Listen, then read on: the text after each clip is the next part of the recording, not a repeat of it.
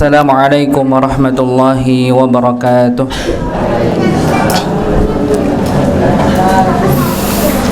Alhamdulillah. Alhamdulillahi nahmaduhu wa nasta'inuhu wa nastaghfiruh wa na'udzu billahi min shururi anfusina wa min sayyiati a'malina. May yahdihillahu fala mudilla lahu wa may yudlil fala hadiya lahu. Asyhadu an la ilaha illallah wahdahu la syarika lah wa asyhadu anna Muhammadan abduhu wa rasuluhu, amma ba'd. Qala Allah ta'ala fi kitabil karim, a'udzu billahi minasyaitonir rajim. Ya ayyuhalladzina amanu taqullaha haqqa tuqatih wa la tamutunna illa wa antum muslimun. Wa qala Nabi sallallahu alaihi wasallam, man salaka tariqan yaltamisu fihi ilman sahalallahu lahu bihi tariqan ila jannah. Alhamdulillah, kita bersyukur pada Allah Subhanahu wa taala yang masih memberikan kita karunia berupa kesehatan pada malam hari ini, masih diberikan rizki yang melimpah, masih diberikan waktu luang, sehingga pada malam hari ini kita bisa melanjutkan kembali pembahasan kita masih pada tema wudu, pekanan tentang wudu, dan insyaallah kita akan lanjutkan pembahasan pada poin berikutnya. Tapi sebelum kita mulai, sedikit saya sampaikan berkaitan tentang doa yang tadi kami sampaikan, bahwa yang di awal ketika saya baca alhamdulillah, ya alhamdulillahirabbil alamin hamdan syakirin hamdan na'imin hamdan yuwafi ni'amahu wa yukafi'u mazidah, itu tidak perlu diaminkan. Tidak perlu diaminkan, itu pujian untuk Allah. Jadi nggak perlu diaminkan, nggak perlu diaminkan. Jadi kalau misalnya kita mendapati ada kalimat seperti itu di awal-awal, itu sebagai pujian. Atau ketika kita membaca sholawat Nabi, nggak perlu diaminkan. Nggak perlu diaminkan. Nah, nanti kalau pas posisi dari doa baru diaminkan. Dan memang dikarenakan belum difahami begitu, jadi biasanya diaminkan semuanya, padahal yang di awal tidak perlu diaminkan. Nah, nanti jangan-jangan salam juga diaminkan. Ya, begitu Jadi nanti entah ketika dalam khutbah Jumat misalnya, innallaha wa malaikatahu yusholluna 'alan nabi, amin, nggak perlu. Ya. Nah, ini sebagai salat kepada Nabi Muhammad SAW. Jadi ini bukan panjatan doa untuk kita, tapi ini sebagai pembuka dari doa, jadi nggak perlu diaminkan. Yang berikutnya, dari doa yang kedua, karena memang sengaja kami berulang kali. Dan poin yang kedua, doa u'iduha bi kalimatillahi tamah. Ini termasuk doa yang sangat penting, terlebih pada orang tua kalau bisa dihafal begitu, karena ini untuk perlindungan bagi si anak, apalagi dalam keadaan masih kecil, paling rawan, usia paling lemah, mudah terkena gangguan setan maupun ain, tahu ain. Jadi ain itu dari faktor melihat. Jadi kadang bisa terjadi, walaupun nanti ada pembahasan khusus, tapi intinya di sini kadang ada muncul ain itu dikarenakan rasa dengki dari seorang, apalagi seorang anak kecil. Ada sebagian orang mungkin tidak mendapati keturunan, akhirnya melihat bayi yang lucu yang baru lahir, kepingin, ada rasa dengki yang muncul. Nah, ain itu akan mudah muncul di situ dari pandangan. Efeknya apa? Bisa jadi nanti apa yang dipandang itu menjadi sakit, misalnya anak jadi sakit. Itu hal yang sebenarnya hal biasa yang terjadi, tapi kadang kita menisbatkan penyebabnya pada hal lainnya. Kalau di Saudi itu hal yang biasa, Pak, seperti itu. Kadang kalau misalnya ada yang memuji, biasanya orang Saudi kalau ada yang memuji bilangnya qul masyaallah, atau qul tabaraka wa ta'ala, tabarakallah, atau barakallahu fikum, begitu sebagai apa? Untuk menangkis dari ain. Jadi kalau misalnya namanya bayi biasanya dikunjungi orang, kunjungi orang banyak, ada yang melihat dan sebagainya, maka dianjurkan yang melihat untuk mengatakan masya Allah. atau barakallahu fi.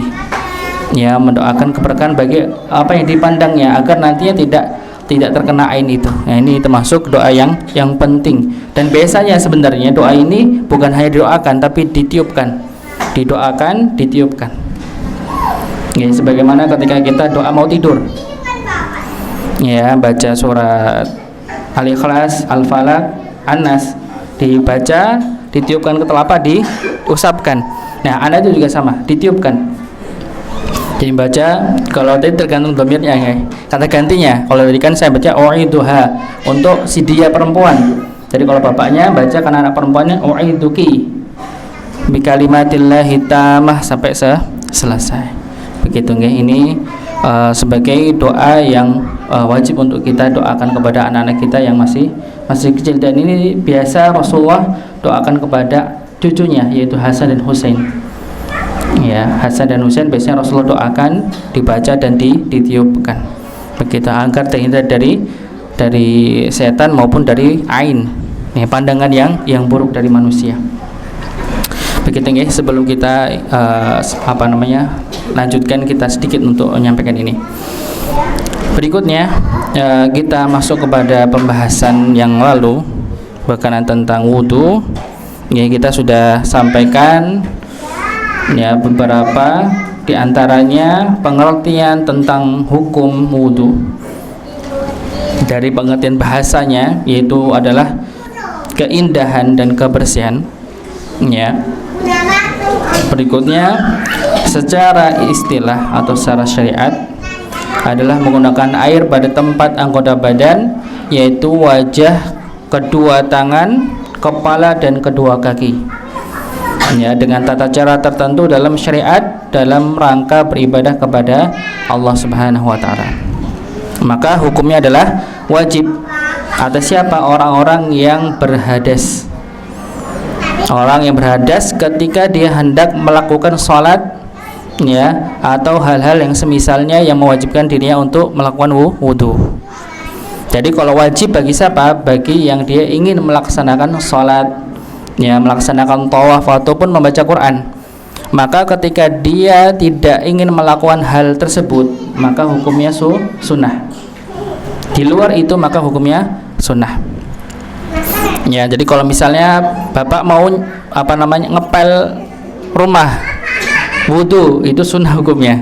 Begitu saja. Dari selain dari sholat, tawaf dan membaca Quran dengan menyentuhnya, maka di lain itu adalah sunnah. Kalau membaca Quran, sholat dan tawaf maka wajib hukumnya untuk berwudu. Ya. Berikutnya, ya, dalil tentang wajibnya wudu kepada siapa ia diwajibkan dan kapan ia wajib. Jadi di ayat yang cukup panjang ini, ya, ada 4 bagian yang memang wajib untuk dikenai, ya, yaitu pertama adalah wajah, yang kedua adalah tangan sampai pada siku, ya, yang ketiga adalah kepala, yang keempat adalah kedua kaki. Nah, ini yang wajib untuk dikenai, anggota wudu yang wajib untuk dikenai. Ya. Berikutnya Rasulullah SAW bersabda, la yuqbalullahu salatan li ghairi tuhurin wala sadaqatan min ghululin. Allah tidak menerima salat tanpa bersuci dan tidak menerima sedekah dari hasil penggelapan. Atau dalam hadis lainnya disebutkan la yuqbalullahu salata man ahdatsa hatta yatawadda. Allah tidak menerima salat orang yang berhadas sehingga dia berwudu. Ini sebagai hujjah dalil dari ayat Al-Maidah tadi, dan 2 hadis ini menunjukkan bahwa wajib bagi orang yang hadas ketika hendak sholat wajib untuk melaksanakan wudu. Ya.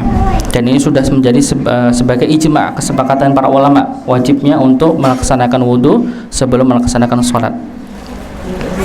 Ya. Berikutnya syarat-syarat sahnya wudu. Ini syarat-syarat sahnya wudu yang melaksanakan, orang yang melaksanakan, ya, syarat-syaratnya adalah yang pertama dia muslim, seorang yang beragama Islam, berakal dan tamyiz sudah bisa membedakan, ya, mana yang buruk dan mana yang baik. Ya, mana yang bisa dimakan, mana yang tidak bisa dimakan. Tamyiz. Sudah paham, ya. Berikutnya adalah syarat kedua adalah niat. Ya, maka niat itu di dalam hati. Niat sudah di dalam hati sudah benar, maka itu sah, ya, sebagai syarat sahnya wudu. Ya. Berikutnya yang ketiga, dengan air yang suci dan mensucikan. Maka berwudu itu harus dengan air yang tahur. Bukan hanya sekadar suci, tapi dia bisa mensucikan. Ya, bukan hanya suci. Ya, seperti pernah kita sampaikan di bab sebelumnya, seperti air teh itu suci, tapi tidak bisa mensucikan.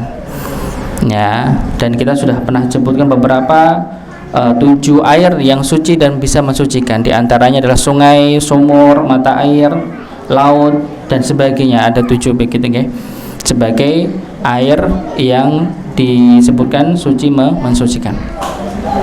Berikutnya yang keempat, menghilangkan apa-apa yang menghalangi sampai air ke kulit. Nah, ini juga, ya, sudah kami jelaskan. Jadi jangan sampai ada di kulit kita itu yang menempel sampai menghalangi air itu untuk meresap dalam kulit kita ketika berwudu. Berikutnya yang kelima, istijmar dan istinja. Ya, jadi ketika kita istijmar dan istinja, ya, ketika ada sebabnya berdasarkan keterangan yang telah kita sebutkan sebelumnya. Berikutnya yang keenam adalah mualah atau berkesinambungan. Maka ketika kita berwudu harus urut. Urutannya sudah kita pahami semua dari awal sampai akhir, maka harus urut. Tidak boleh kita dahulukan kaki, langsung wajah, langsung kumur dan sebagainya. Jadi urutannya tidak semestinya yang kita pahami, karena dalam ayat pun juga berurutan dari wajah, tangan, kepala dan kaki. Itu sebagai urutannya. Nah, maka harus urut. Ya, harus urut. Berikutnya, ya, tertib. Ya, berkesinambungan, jadi tidak ada jeda. Berikutnya adalah urut, ya, urut dan berkesinambungan. Jadi urut sesuai dengan urutannya, berkesinambungan, tidak ada jarak terlalu jauh antara bagian anggota badan yang pertama dan kedua dan seterusnya. Tidak ada jarak yang begitulah lama. Okay. Yang ke-8, membasuh semua anggota yang wajib dibasuh. Yang wajib ada berapa, Pak, Ibu? Ada berapa yang wajib dibasuh? 2 tangan, Okay. kepala, 2 kaki. 2 kaki. Ada berapa? 4. Itu yang wajib. Nah, maka salah satunya jika tidak kena air maka tidak sah. Ya, tidak sah. Jadi ini yang wajib, 4 anggota yang wajib dikenai air. Berikutnya rukun wudu. Ya, yang pertama adalah membasuh wajah secara sempurna, sebagaimana disebutkan idza kuntum ila sholati faghsilu wujuhakum. Ya, jadi kita ketika membasuh wajah kita benar sempurna dari awal tumbuhnya rambut kepala, nggih, umumnya nggih. Ya, jadi kalau misalnya maaf ada yang botak, ya nanti kalau ujungnya beda lagi, ya. Tapi umumnya, nggih, wajah itu umumnya tumbuhnya rambut umumnya, ya, sampai kepada pangkal telinga, sampai kepada dagu. Jadi maaf yang punya jenggot ini kena semua. Ini wajah. Oke, dari tumbuhnya rambut, ya, ini kalau kita masing-masing punya ketemu nggih rambut nggih. Sampai ke pangkal telinga, ini masuk wajah. Ya, sampai ini ada jambang, ada jenggotnya. Kalau ada yang punya jenggot begitu nggih, maka ini termasuk wajah harus kena semua. Ya, maka jangan cuma sekedar sini aja, sini kosong nggak kena, maka ini nggak sah. Harus keseluruhannya, ya, harus keseluruhannya. Ya, termasuk berkumur-kumur dan beristinsyak. Istinsyak itu mengeluarkan, mengambil air ke dalam hidung. Jadi kalau istinsyak ini mengambil air ke dalam hidung. Kalau mengeluarkan air dari hidung, mengeluarkan istithar, pakai sa, nggih. Ya, jadi ini dianjurkan kita untuk berkumur-kumur dan istinsyak, memasukkan air ke dalam hidung. karena ini termasuk dari rangkaian wajah, muka. Okay. Jadi berkumur dan istinsyak termasuk dari muka. Ya. Berikutnya, ya, membasuh kedua tangan sampai siku, sebagaimana disebutkan wa aydiyakum ilal marafiq, kedua tangan kalian sampai dengan siku, marafiq. Ya, maka ketika kita mencuci tangan, jangan hanya sekedar tangannya saja, telapak tangannya saja, tidak, tapi sampai pada siku. Ya, dan sebagian dianjurkan untuk sedikit melebihkan agar nantinya tidak ada yang kurang di antara batasannya. Jadi lebihkan sedikit, agar semuanya terkena, biar tidak ada yang tertinggal dan semua bagian yang lainnya. Maka dilebihkan sedikit. Ya. Berikutnya yang ketiga, mengusap kepala seluruhnya, ya, berserta kedua telinga, berdasarkan firman Allah Subhanahu wa taala, wamsahu biru'usikum, ya, dan sapulah kepalamu, usaplah kepalamu. Dan sabda Nabi sallallahu alaihi wasallam, al-udunani minar ra'si, dua telinga termasuk ke kepala. Kalau tadi wajah ini pangkalnya, bukan telinganya, nggih, pangkalnya. Jadi apa pangkalnya? Yang nempel ini, ya, antara telinga dengan kepala kita, ya. Sedangkan nanti masuk kepada kepala, mengusap kepala, maka termasuk pada telinganya. Yang diusapkan adalah kepalanya saja, bukan panjangnya rambut, sebagaimana pernah ditanyakan, ya, salah satu dari jamaah ibu, ya. Ada yang tanya apakah rambutnya semua dari rambutnya, tidak. Jadi seukuran kepala kita, mau panjangnya 1 meter pun rambut, maka tidak perlu sampai diurut sampai ujungnya, tidak, tapi cukup sampai tengkuk ini, ya, itu udah mengusap ke kepala. Dan lupa untuk juga telinganya, karena telinga termasuk pada ke kepala. Oke. Jadi kepala diusap dengan telinganya. Ya. Berikutnya yang keempat, membasuh kedua kaki sampai kedua mata kaki. Nah, ini bukan hanya sekedar diusap, tapi dibasuh sebagaimana wajah dan tangan. Ya, wa arjulakum ilal ka'bain. Ya, jadi kaki ini dibasuh dengan air sampai mata kaki. Ya, mata kaki terkena, jangan hanya sekedar batas mata kaki, tapi sampai mata kakinya terkena air. Ya. Yang kelima adalah tertib, yaitu dia karena Allah Subhanahu wa taala menyebutkan anggota wudu secara berurutan dari wajah, tangan, kepala dan kaki, harus urut, ya, harus urut sesuai dengan yang sudah Allah Subhanahu wa taala sampaikan. Yang keenam, al-muwalah, yaitu berkesinambungan. Jadi antara misalnya kita tangan mau ke wajah, berkumur-kumur misalnya wajah ke tangan, maka antara pergantian anggota wudu itu tidak ada jarak yang begitu lama, ya, maka langsung, ya, maka langsung, jangan dijeda dengan kegiatan lainnya, ya. Tapi kalau misalnya jaraknya itu tidak terlalu lama, misalnya kita baru di keran pertama ternyata mati, yang kerannya masih ngalir satunya, kita berpindah, tidak masalah, tidak terlalu lama, ya. Tapi kalau misalnya di masjid di salah satu masjid kita mau wudu ternyata mati, tapi di masjid sebelah hidup, kita ke sana pakai motor, ya udah, ya, nggak bisa, tetap harus diulang di awal lagi. Sebagaimana disebutkan dalam hadis, ada seorang sahabat yang ketika sholat Rasulullah melihat ada bagian dari kakinya yang tidak terkena air, maka Rasulullah suruh mengulang kembali di awal, bukan hanya sekedar untuk membasahi yang bagian yang belum terkena air. Kalau misalnya begitu, kalau misalnya berurutan ini bukan termasuk rukun, maka Rasulullah tinggal memerintahkan untuk tinggal kasih air lagi. Misalnya di kaki ini ada sebagian yang tidak terkena air, tinggal dikasih air sudah selesai. Tapi Rasulullah memerintahkan untuk mengulang kembali dari awal. Jadi menunjukkan bahwa berkesinambungan ini termasuk dari rukun wudu. Ya, jadi kalau misalnya kita juga mungkin pernah mendapati ketika wudu ternyata siku kita, ya, belum kena, kok nggak basah, yang ini basah, ini nggak basah, Ulang dari awal. Bukan cuma dikasih air dah selesai mau lanjut, enggak. Diulang dari awal. Ya, diulang dari awal. Ada yang kelupaan misalnya bagian yang tidak terkena air, lupa bagian wajahnya, ya atau tangannya atau kakinya bahkan lupa, maka bukan hanya bagian itu yang kena air, tapi seluruhnya diulang dari awal. Begitu ya. Ini untuk yang berkesinambungan atau muwalah. Ya. Berikutnya, ya ini yang kita bahas untuk saat ini. Ya, ini kita review sedikit ya, mengulang sedikit untuk mengingat kembali ya yang pernah kita sampaikan. Berikutnya yang kelima adalah sunnah-sunnah wudu. Sunnah-sunnah wudu.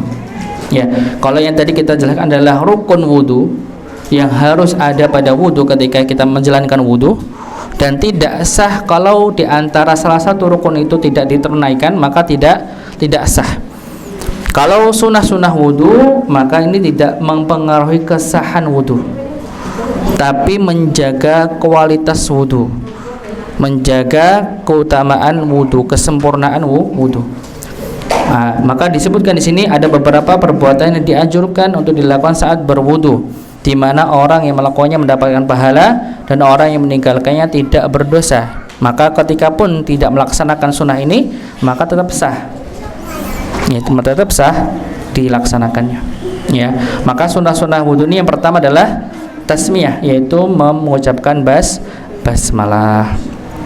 Ya, di awal wudu. Nah, sebagaimana dalam hadis sebutkan Rasulullah bersabda, la wudu'a liman lam yadhkurismallahi alaih. Tidak sempurna wudu bagi siapa yang tidak menyebut nama Allah di atasnya.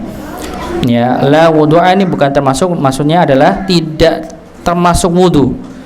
Ya, bukan tidak termasuk wudu begitu ya, tapi dimaksud adalah tidak sempurna wudunya. Ya, maka pun kalau misalnya ketika kita wudu lupa baca basmalah, langsung wudu, dalam pertengahannya baru ingat, oh baru belum bismillah, belum baca basmalah, lanjutkan saja, tidak masalah, sah wudunya. Ya, tapi pun kalau bisa mau diulang lagi dengan basmalah juga dipersilakan untuk menyempurnakan. Tapi pun kalau misalnya dia sudah terlanjur tidak basmalah sampai akhirnya, ya maka tidak masalah, kan ini termasuk sunnah, bukan termasuk rukun untuk membaca basmalah ketika hendak berwudu. Ya, maka ini adalah dikatakan tidak sempurna, bukannya tidak sah dalam wudunya. Berikutnya yang kedua adalah bersiwak. Ya, berdasarkan sabda Nabi Muhammad SAW, lawala an asyqa ala ummati la amartuhum bisiwaki ma'a kulli wudu. Seandainya aku tidak khawatir akan memberatkan umatku, niscaya aku perintahkan mereka akan bersiwak setiap kali berwudu, atau dalam riwayat lain ya inda kulli shalah, ya atau setiap kali melakukan salat. Ya, maka ini kita bisa melihat nih. Jadi para ulama ini sudah mempertimbangkan mana yang rukun, mana yang sunnah. Ya, kalau misalnya kita tidak tidak melaksanakan ibadah kita tanpa tuntunan para ulama yang mereka lebih mumpuni, langsung kita disodorkan dengan hadis, kira-kira faham mana sunnah mana wajib? Belum paham. Ya, usul fikih aja belum pernah belajar begitu. Tiba-tiba lihat hadis, mengkonsepkan sendiri, oh ini sunnah, ini wajib, tanpa bimbingan para ulama. Maka ini perlu yang kita perlu selalu mendoakan para ulama kita yang sudah berjuang, mereka memisahkan mana yang sunnah dan mana yang wajib dengan kategori yang sudah dirumuskan. Ya, ini ada tersendiri nih, bagaimana ini dikatakan wajib, sunnah, ini ada ilmu tersendiri. Ya, jadi ilmu yang kita pelajari ini kalau dalam istilahnya nama ilmu maqasid. Ya, ilmu yang sudah jadi sejak awal, sudah jadi maksudnya begitu, tinggal kita pakai saja. Sedangkan ada namanya ilmu alat itu usul fikihnya itu. Ya, dan banyak lagi, dan cukup jelimet kalau usul fikihnya. Tapi di sini kita sudah tinggal pakai saja ilmu yang sudah dikonsepkan oleh para ulama. Maka wajar kalau terjadilah ada namanya madhab. Karena terjadi madhab itu dikarenakan ya kita bukan orang yang punya kapasitas untuk beristihad, maka kita bisanya untuk mengikuti begitu. Ya, maka di sini sebagai contoh kita tahu mana yang wajib dan mana yang sunnah. Ya, dipisah. Karena Rasulullah pun tidak menyebutkan ini wajib, ini sunnah. Tapi dengan kategori yang sudah dirincikan para ulama, maka kita mengetahui mana yang sunnah, mana yang wajib. Berikutnya yang sunnah, yang ketiga adalah membasuh kedua telapak tangan di awal wudu. Membasuh telapak tangan di awal wudu itu sunnah. Ya, berdasarkan perbuatan Nabi, karena beliau membasuh kedua telapak tangannya sebelum berwudu 3 kali, sebagaimana yang diriwayatkan dalam tata cara wudu beliau. Maka berwudu ya, dengan membasuh telapak tangan ini adalah sunnah. Ya, tapi ada sebagian ulama ini ya mewajibkan ketika ada sebagian ya, mewajibkan ketika dia bangun dari tidurnya. Bangun dari tidur ya, dikarenakan ya kadang kita tidak tahu di mana tangan itu bertempat ya, begitu. Maka ada sebagian yang mewajibkan. Jadi kadang orang itu kalau pas tidur nggak tahu, nggak nyadar tangannya itu kemana, kan begitu ya, khawatirnya ke bagian-bagian yang mungkin ada najisnya di situ, kan bisa jadi. Maka dianjurkan, yang diwajibkan untuk membasuh telapak tangan ini sebagian. Tapi secara umum berdasarkan kitab yang kita pelajari di sini adalah mengambil hukum adalah sunnah ya, membasuh telapak tangan. Berikutnya yang keempat, maksimal dalam berkumul dan beristinsyak. Bersungguh-sungguh maksudnya ya, bersungguh-sungguh dalam berkumul dan beristinsyak. Jadi menghirup air ke dalam hidung secara mendalam untuk orang yang tidak berpuasa ya, sebagaimana disebutkan oleh Rasulullah SAW, famak madha wastanthara ya, beliau berkumur dan beristinsar, mengeluarkan air dari hidung. Jadi kalau istinsyak mengambil air ke dalam hidung ya, kalau istinsar adalah mengeluarkan air ke keluar hidung ya, dari air yang sudah dihirup dikeluarkan ya. Jadi jangan sampai istinsyak saja langsung ditelan, tapi istinsyak dan dikeluarkan, jangan lupa untuk istinsarnya. Okay. Maka sekali lagi untuk yang poin keempat ini adalah kita bersungguh-sungguh dalam berkumur dan beristinsyak. Okay. Maka jangan sampai hanya sekedar memasukkan air ke dalam mulut dan dibuang, buang, tapi benar-benar dikumur-kumur sampai kotoran yang ada pada mulut kita ini hilang. Ya, apa yang ada di hidung kita juga hilang. Jadi bukan hanya sekedar membasahi rongga mulut kita, tapi benar-benar membersihkan. Maka maksimal bersungguh-sungguh, kecuali ketika berpuasa ya. Jadi kalau dalam berpuasa maka kita meringankan ketika berkumur-kumur dan beristinsyak. Jadi kalau benar-benar sungguh-sungguh beristinsyak sampai mentok pun nggak masalah, yang penting tahan saja ya, begitu ya. Nggak tahan itu karena kan tidak terbiasa. Kalau terbiasa insya Allah nggak masalah, begitu ya. Insya Allah itu juga tidak membuat sakit, tidak. Karena sekarang banyak terapi air dengan menggunakan memasukkan air ke hidung, banyak sekali, begitu ya, karena manfaatnya.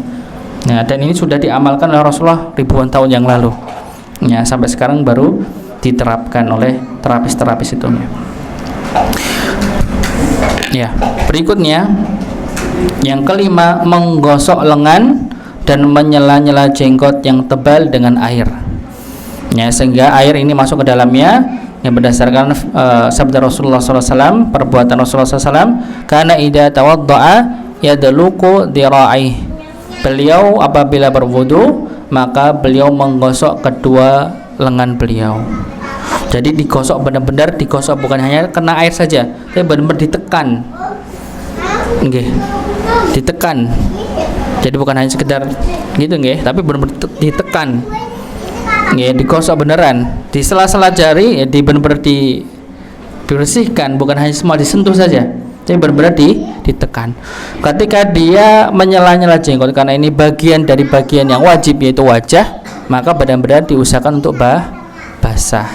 Kalau misalnya ada orang yang dia memiliki jenggot yang cukup tebal, sebagaimana Rasulullah ini jenggotnya tebal. Nggih. Bukan dikarenakan nggak ada mesin cukur, Pak. Ada mesin cukur itu, Pak. Ya, karena kalau kita lihat dari hadis itu banyak menyebutkan selisih ya orang-orang Majusi. Orang Majusi biasa mencukur. Jadi di zaman itu pun juga banyak orang-orang yang mencukur jenggot. Tapi Rasulullah memilih untuk dipelihara. Sampai dalam hadis meriwayatkan para sahabat ini ketika sholat duhur dan asar, biasanya mereka kadang bisa mengetahui Rasulullah itu ketika imam itu baca surat apa tahu dari belakangnya makmum. Dilihat dari apanya? Dari jenggotnya ketika Rasulullah membaca surat itu kan jenggotnya saking lebatnya bergoyang. Nah ini menunjukkan jenggotnya itu lebat. Begitu ya, bergoyang. Oh jadi pas ketika bergoyang mereka tahu Rasulullah baca apa. Ya saking lebatnya. Nah, ini salah satu hadis menunjukkan bahwa memang Rasulullah ini memelihara jenggot. Dan memang ketika kita punya jenggot ketika berwudu maka jangan lupa untuk di sela-sela. Kalau emang lebat begitu nggih, kalau cuma berapa helai ya nggak perlu ya begitu nggih. Ini kalau misalnya lebat, jadi benar-benar di sela-sela biar terkena semua bagiannya. Ini khusus untuk bapak-bapak nggih Bu nggih, bapak-bapak. Ya. Berikutnya disebutkan dalam riwayat lain kana yudkhilul ma'a tahta hanakihi fa khallala bihi lihyatahu. Ya, beliau memasukkan air ke dalam bawah jenggotnya lalu menyela-nyelanya. Jadi benar-benar sampai terkena seluruhnya. Jenggotnya itu terkena air. Berikutnya sunnah yang keenam adalah mendahulukan anggota yang kanan dari yang kiri untuk kedua tangan dan kedua kaki. Ya, berdasarkan perbuatan Nabi Muhammad SAW, kana yuhibbut tayamuna fi nata'ulihi wa tarajulihi wa tuhurihi wa fi sya'nihil kulli. Beliau suka mendahulukan yang kanan dalam memakai sandal ya.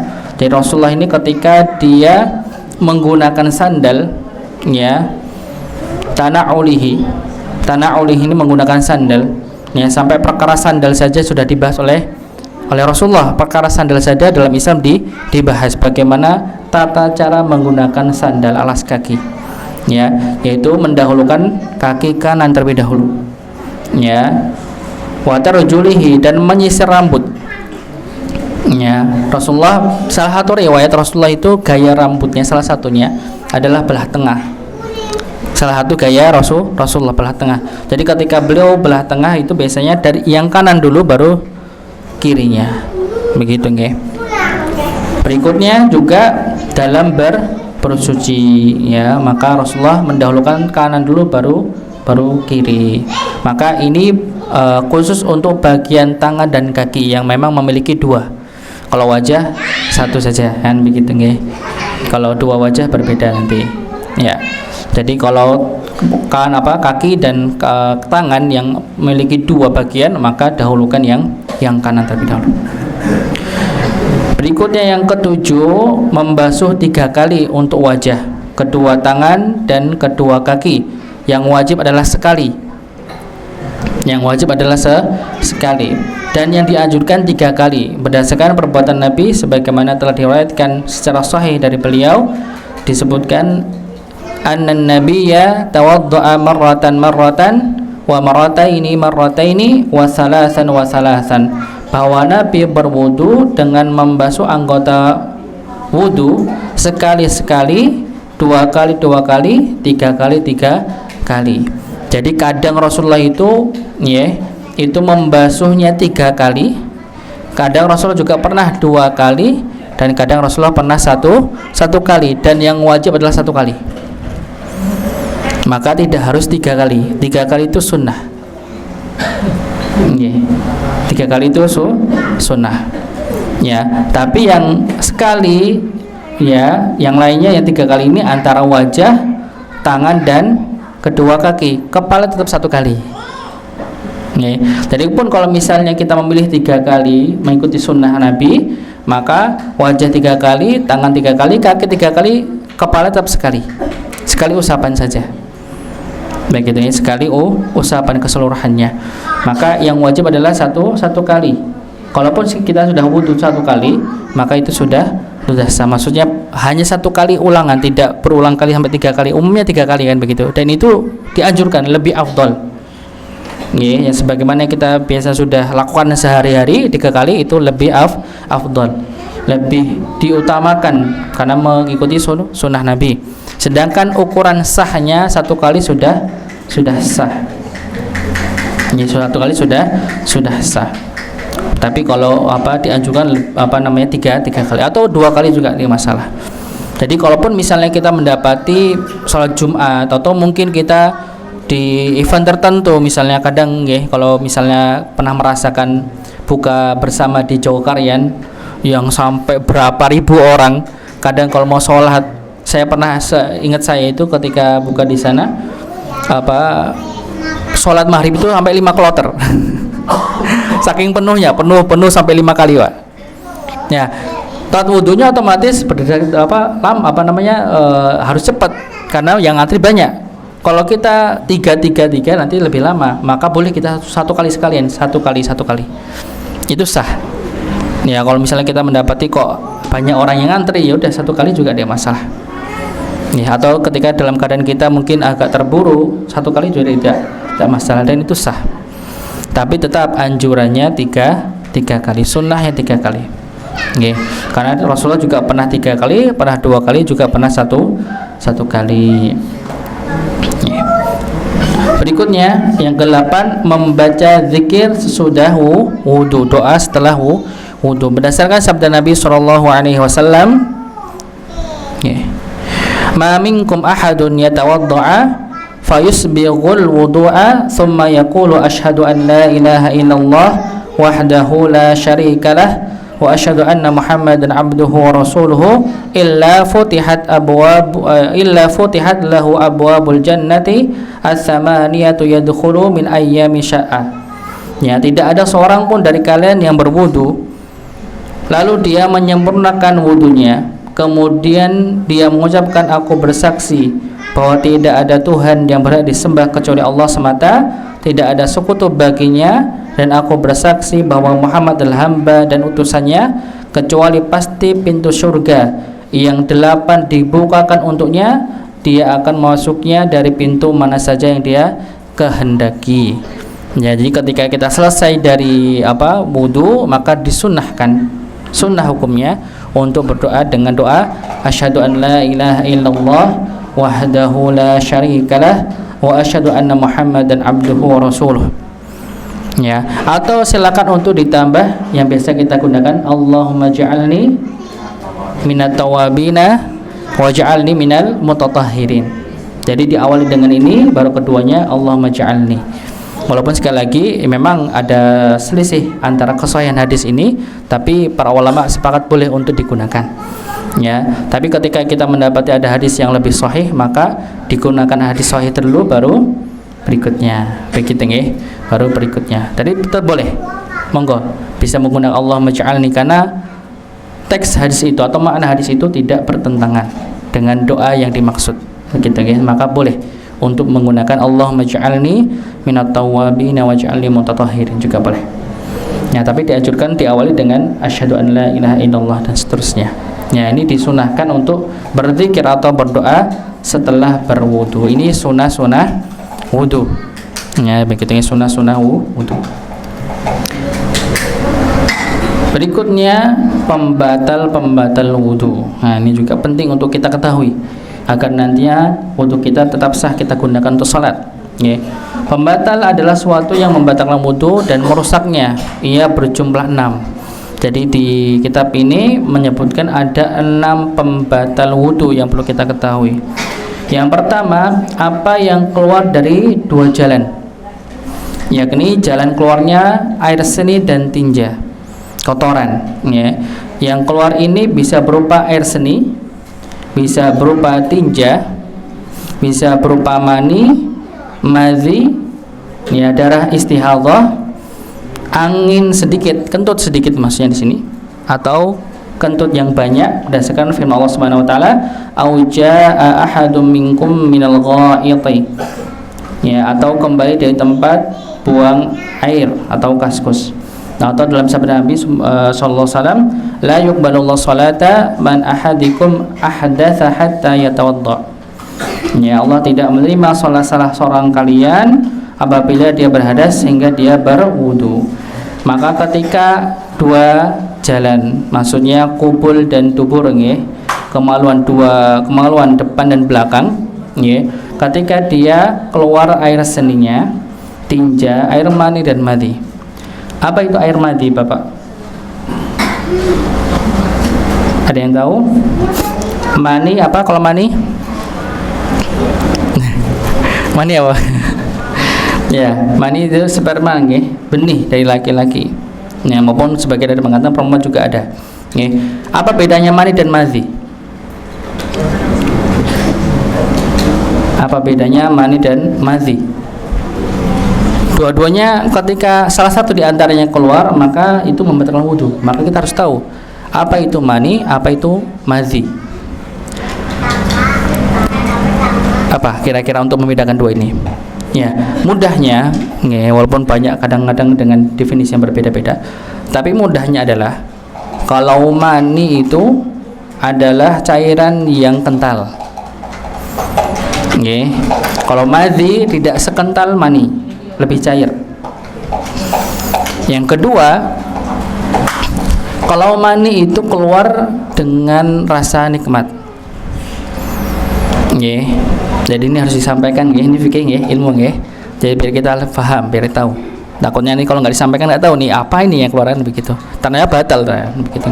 Jadi kalau mani itu keluar dengan rasa nikmat. Sedangkan madhi tidak keluar dengan rasa nikmat, tapi munculnya dikarenakan syahwat. Ya, jadi kalau secara medis yang pernah saya ketahui, madhi itu biasanya muncul di awal sebelum mani, sebagai pelumas untuk mani itu keluar. Itu madhi. Dan ketika madhi itu keluar, bukan mani tapi madhi, dia juga membatalkan wudu. Tapi walaupun tata caranya berbeda nanti. Kalau keluar mani dia wajib untuk mandi. Kalau madhi maka tidak wajib untuk mandi, tinggal dibersihkan saja, ulangi wudunya.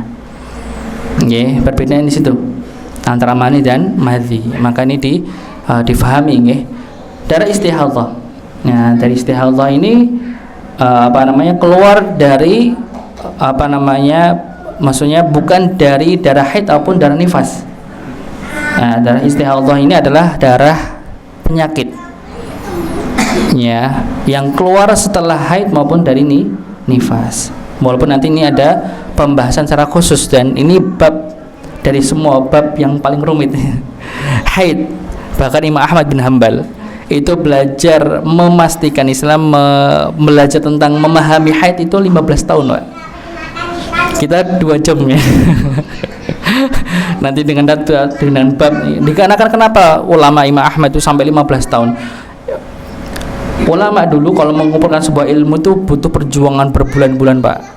Untuk dapat satu hadis saja butuh berapa bulan itu. Lah kita tinggal klik Google aja udah nemu ya, Pak ya.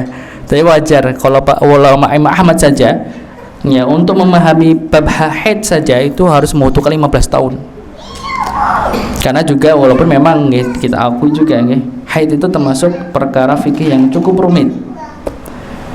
Ya, karena rumitnya kenapa? Karena tidak banyak kita temukan dasar-dasar hadis untuk menjelaskan hal itu. Begitu ya. Tapi ini ada penjelasan terkhusus bab lainnya nanti tentang haid, tentang haid dan nifas.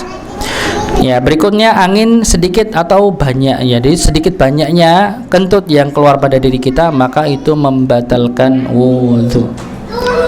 Nah, jadi bukan jangan sampai ketika keluar sedikit, wah, mau sedikit kok nggak apa-apa. Enggak ada. Tetap dia membatalkan wudu. Sedikit banyaknya kentut yang kita keluarkan maka ini membatalkan wudu. Ini yang pertama, jadi keluar dari 2 jalan maka ini membatalkan wudu. Ya, berikutnya sabda Nabi ini masih pada pembahasan yang pertama, walakin min ghaitin wa baulin wa naumin, akan tetapi karena buang air besar dan kecil serta tidur. Ya. Juga sabda Nabi tentang orang yang ragu apakah keluar kentut darinya ataukah tidak. Maka Rasul mengatakan fala yansarif hatta yasma'a sautan aw yajida rihan. Maka janganlah dia berpaling membatalkan sholatnya. Nih Bapak Ibu nih diperhatikan nih. Jadi jangan sampai kita membatalkan sholat kita sehingga kita mendengar suara kentut kita atau kita mencium bau kentut kita. Nih, karena apa? Karena setan tuh kadang bermain di situ, Pak. Setan untuk menjadikan orang itu sholatnya itu nggak khusyuk dikarenakan itu keraguan itu muncul. Ini kentut apa enggak ya? Kentut apa enggak ya? Tapi Rasulullah memperjelas nih, kita membatalkan sholat kita kalau memang jelas kita dengar kentut kita ataupun mencium baunya. Kalau tidak di antara dua itu, jalankan sholatnya sampai selesai. Ya, karena memang salah satunya setan itu ya membuat orang sholat itu terganggu dikarenakan keraguan itu yang muncul. Padahal kita nggak dengar, kita juga nggak cium. Kayaknya keluar deh. Ya, tapi kayak nggak keluar ya, dibingungin jadinya kan begitu nih. Ini salah satu trik mereka para setan, karena memang iblis itu punya pasukan khusus untuk menggoda orang yang sholat. Pasukan khusus, Pak, nggak main-main, bukan orang bukan jin sembarangan yang dikirim, bukan setan sembarangan, emang khusus dia. Tugasnya untuk apa? Untuk untuk menjadikan orang yang sholat itu ya nggak khusyuk dalam sholatnya. Ya, karena sekali lagi nggih, sholat yang diterima oleh Allah itu adalah khusyuk. Ya, jangan disepelekan khusyuk nggih. Khusyuk itu penting. Maka perlu dilatih, untuk khusyuk itu perlu dilatih. Ya. Maka jangan sampai kita menyepelekan. Yang penting gerak selesai, suhud selesai itu selesai kewajibannya, tapi diterima atau tidak wallahu alam kan begitu. Maka ketika kita sholat juga dipertimbangkan bagaimana kualitas sholat kita ini. Kalau sholat kita ini berkualitas, maka insya Allah akan terima. Ya, tapi kalau hanya sekedar untuk menggugurkan kewajiban berbeda. Ya, berbeda, hanya sekedar untuk menggugurkan kewajiban kita sebagai seorang hamba. Ya, tapi kalau diterimanya wallahu a'lam, maka kita sungguh-sungguh ya untuk menjalankan sholat. Maka sekali lagi bahwa ketika kita merasa kentut begitu nggih, ya merasa kentut, maka pastikan kita mendengar benar jelas merasakan di sini, benar-benar menjelaskan. Walaupun kalau sholat misalnya contoh nggih, ketika sholat maghrib isya kan kita mendengarkan imam nggih. Kadang pun kalau misalnya kita kentut juga nggak dengar dikarenakan mungkin lebih dominan pada bacaan imam.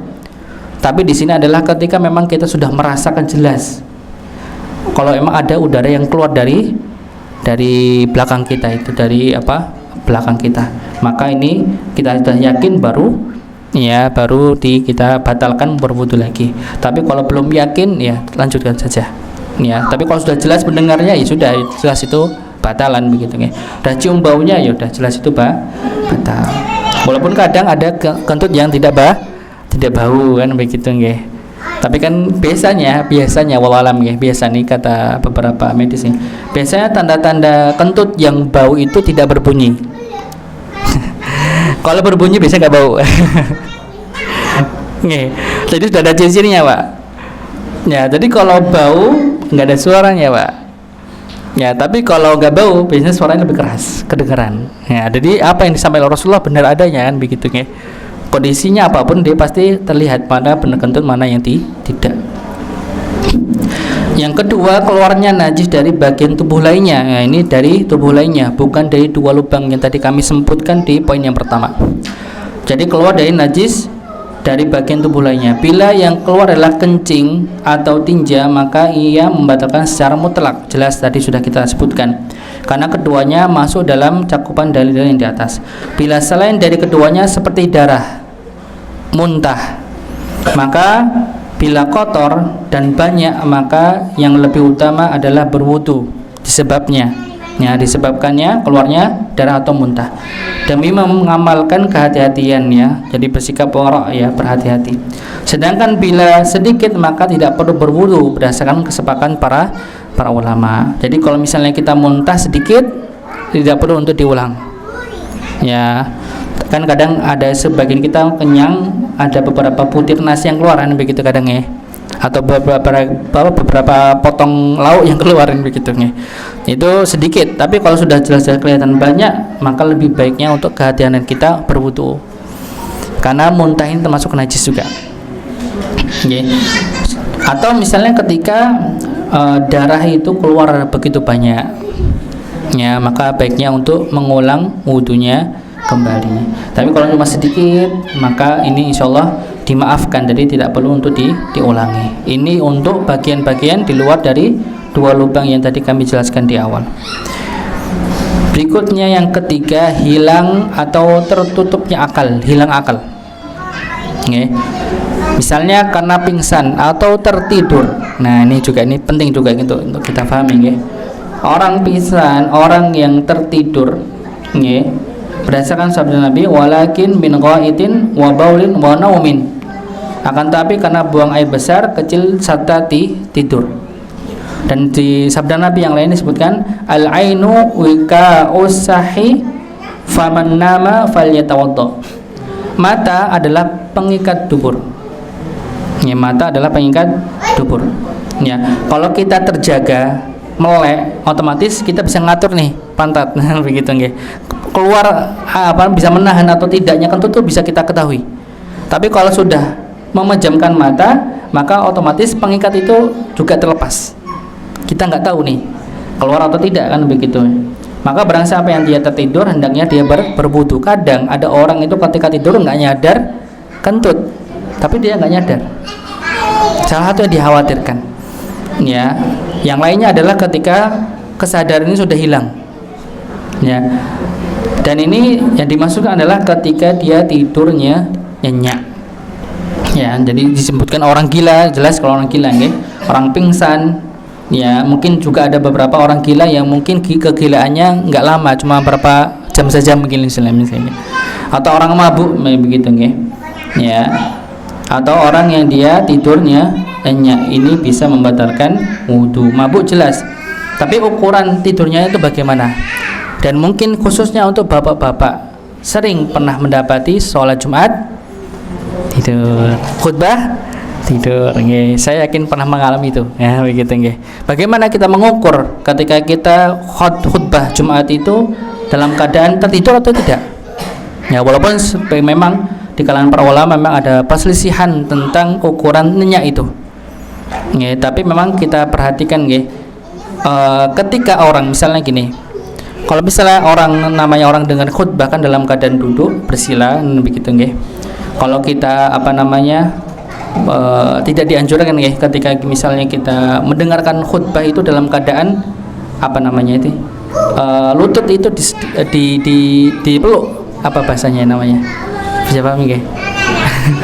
Di dekat begitu nggih. Itu adab yang kurang bagus. Ya, dalam mendengar khutbah tidak boleh. Walaupun memang itu bukan haram sifatnya, tapi ini ada adab yang kurang baik ketika kita mendengar khutbah seperti itu. Ya, maka ketika misalnya kita duduk dan kita tertidur tapi masih dalam keadaan itu belum nyenyak. Nggih, belum nyenyak. Tapi kalau sudah, ya mungkin kayak adik itu nggih. Nah, itu bisa dikatakan nyenyak itu kalau seperti itu. Ya, kalau pas khutbah sudah posisi seperti itu, enggak apa-apa. Ya, ini contoh saja. Nih, jadi kalau misalnya posisi seperti itu, makanya sudah termasuk nyenyak. Ya, sudah tidak ada kesadaran sama sekali. Tapi kalau misalnya orang itu duduk masih kayak gini, nah walaupun dia bersandar tapi masih kayak gini, ini belum nyenyak. Kalaupun dia selesai khutbah dan dia mau melanjutkan sholat, tidak masalah, tidak perlu berwudu lagi. Kalaupun dia mau berwudu boleh, ya. Tapi kalau misalnya dia tidak berwudu tidak masalah, karena itu hitungannya belum nyenyak. Ya, tapi kalau misalnya sudah ngantuk gerak-gerak setengah sadar tiba-tiba gelebak langsung diteruskan, itu udah batalan begitu nggih. Ya, kalau gelebak langsung masih sadar itu belum termasuk nyenyak begitu nggih. Maka kita bisa melihat pada diri kita apakah kita termasuknya atau tidak dilihat daripada bagian itu nggih. Jadi kalau masih bergerak-gerak, masih bisa kaget mendengar ketika khutbah mungkin agak berapi-api begitu, dan ini menunjukkan bahwa dia belum tidur nyenyak. Yang dimaksud di sini adalah ketika membatalkan wudu, ketika dia sudah tidur nyenyak. Ya, karena kebiasaan para sahabat ini ketika menunggu Nabi mengimami sholat itu ya dalam keadaan dia tidur. Tidurnya itu bukan tidur, maaf nggih, ngelosor gitu, bukan. Tidur-tiduran karena menunggu Rasulullah lama. Kadang Rasulullah itu gini nggih, karena Rasulullah itu sebagai imam tetap. Ya, selagi Nabi itu masih ada, maka tidak ada yang menjadi imam saat itu. Karena emang paling baik, namanya ukuran imam itu kan yang terbaik ya Pak ya. Bukan ukuran tertua nggih, maaf nggih, bukan ukuran tertua, tapi terbaik dari segi macam-macam, dari segi pemahamannya, bacaan dan sebagainya, itu yang paling diutamakan. Baru usia itu yang terakhir sebenarnya kalau urutan hadisnya seperti itu ya. Jadi semasa Nabi itu emang imam tetapnya itulah Nabi, maka tidak ada sahabat yang mengimami saat itu. Jadi kalau Rasulullah belum hadir, belum dimulai sholatnya. Makanya kadang Rasulullah itu ketika sholat isya itu tidak, misalnya azan isya langsung sholat, tidak, kadang diakhirkan Rasulullah kadang. Dan ketika itu para sahabat itu nunggu, dan cukup lama nunggunya. Nah, ini menunggunya sambil terkantuk-kantuk seperti itu. Nah, ketika Rasulullah datang mulai sholat, mereka langsung sholat tanpa mengulang wudhunya. Ini menunjukkan bahwa ketika memang tidak nyenyak, maka ini tidak membatalkan wudhu. Begitu. Berikutnya yang keempat, menyentuh kemaluan manusia tanpa pembatas. Ini menyentuh kemaluan manusia tanpa pembatas. Berdasarkan hadis Busra binti Sofwan bahwa Nabi bersabda, "Man massa dzakarahu falyatawadda." Ya, man massa dzakarahu falyatawadda. Barang siapa yang menyentuh kemaluannya, maka hendaklah dia berwudu. Atau dalam riwayat lain disebutkan dari Ummu Habibah, beliau menyampaikan Rasul bersabda, "Man massa farjahu falyatawadda." Ya, barang siapa yang dia menyentuh kemaluannya, maka hendaklah dia berwudu. Zakarahu itu maksudnya adalah kemaluan laki-laki, zakar. Farjahu kemaluan secara umum atau perempuan. Nih, maka di sini bahwa ketika ada orang yang menyentuh kemaluannya tanpa ada alas langsung, maka ini membatalkan. Walaupun memang di sini ada beberapa perbedaan para ulama. Ada yang menyebutkan kalau memang dengan syahwat baru membatalkan. Tapi di kitab yang kita pelajari ini lebih condong pada menyentuh secara langsung. Jadi kalau misalnya ada pembatasnya, maaf ya, celana dan sebagainya, maka ini tidak termasuk membatalkan. Tapi kalau secara langsung bersentuhan dan kulit, maka ini bisa membatalkan wudunya. Apalagi dia menyentuhnya dengan syahwat. Ya, ini nggih. Mau perempuan mau laki-laki sama saja. Nggih. Maka sama membatalkan wudunya ketika menyentuh kemaluannya. Berikutnya yang kelima, makan daging unta. Ya, makan daging unta ini membatalkan wudu. Ya. Sebutkan anna rajulan sa'ala Rasulullah sallallahu alaihi wasallam, ana tawadda'u min luhumil ghanam. Qala in syi'ta falyatawadda wa in syi'ta la tatawadda. Qala ana tawadda min luhumil ibil. Qala na'am. Tawadda min luhumil ibil. Ya. Jadi Rasulullah SAW ini ya ditanya oleh seorang sahabat, bertanya, apakah kami perlu berwudu disebabkan makan daging kambing? Maka beliau menjawab, bila kamu berkehendak maka silakan berwudu. Kalau tidak ya tidak masalah, tidak perlu, nggak masalah. Ya. Maka beliau bertanya lagi, ya jika makan daging unta bagaimana? Maka beliau mengatakan iya, berwudu disebabkan daging unta tersebut. Jadi di kitab ini lebih condong pendapat adalah ketika orang itu makan daging unta maka wajib untuk berwudu karena dia batal wudunya. Jadi selain makanan itu, maka selain dari unta maka tidak membatalkan. Makan selain dari unta maka tidak membatalkan. Tapi kalau makan daging unta membatalkan wudu. Insya Allah di Indonesia aman. Nggih, insyaallah aman. Nggak usah nggak usah dipermasalahkan, di Indonesia nggak ada unta kayaknya. Unta di kebun binatang ya. Insyaallah nggak ada makan unta di sini. Insyaallah aman wudunya nggih. Ya. Tapi kalau dia makan ketika misalnya kita umrah begitu nggih, kesempatan untuk makan daging unta dalam keadaan berwudu, maka diulangi wudunya. Walaupun memang nanti kita temukan ada perbedaan ulama ya untuk menyikapi hal tersebut. Berikutnya yang keenam, murtad dari Islam, keluar dari Islam. Ya, ini jelas ya. Sebagaimana firman Allah Subhanahu wa taala, "Wa may yakfur bil imani faqad habita 'amaluh." Barang siapa yang dia keluar dari Islam, kafir setelah beriman, maka sungguh telah gugur amalannya. Jadi wudunya pun juga sudah gugur, sudah batal jelas. Nggih. Dan semua yang wajib mandi itu mewajibkan berwudu. Ya, setiap yang wajibkan untuk dia mandi maka itu wajib untuk berwudu. Ya, kecuali mandi jenazah. Mandi kematian ini ya nggak perlu wudu kan, sudah meninggal. Ya, tapi kalau misalnya kita janabah misalnya yang kira-kira memang mewajibkan untuk mandi, maka dia juga wajib untuk berwudu. Gitu ya. Ya, ini bagian-bagian pembatalnya ada 6 di kitab ini. Berikutnya yang ketujuh, okay. Kita selesaikan nggak insyaallah ya. Ya mudah-mudahan. Yang ketujuh, ibadah yang mewajibkan berwudu. Ini ibadah yang mewajibkan untuk berwudu. Ya, yang pertama adalah sholat. Jelas ya, sholat ini wajib baginya yang melaksanakan sholat untuk berwudu. La yuqbalullahu sholatan li ghairi tuhurin wala shadaqatan min ghululin. Ya, sama tadi dalilnya ya. Allah tidak menerima sholat tanpa bersuci dan tidak menerima sedekah dari hasil penggelapan ghanimah. Ya, ini yang pertama. Jadi semua sholat mau wajib mau sunnah wajib baginya untuk berwudu. Mau wajib mau sunnah wajib baginya untuk berwudu. Yang kedua adalah tawaf di Ka'bah. Ya, baik wajib maupun sunnah, mau haji maupun umrah. Ya, maka wajib baginya untuk berwudu. Sebagaimana sabda Rasulullah, annahu tawadda'a tsumma tawafa bil bait. Bahwa beliau berwudu kemudian tawaf di Baitullah. Rasulullah ketika mau tawaf beliau wudu dulu baru tawaf.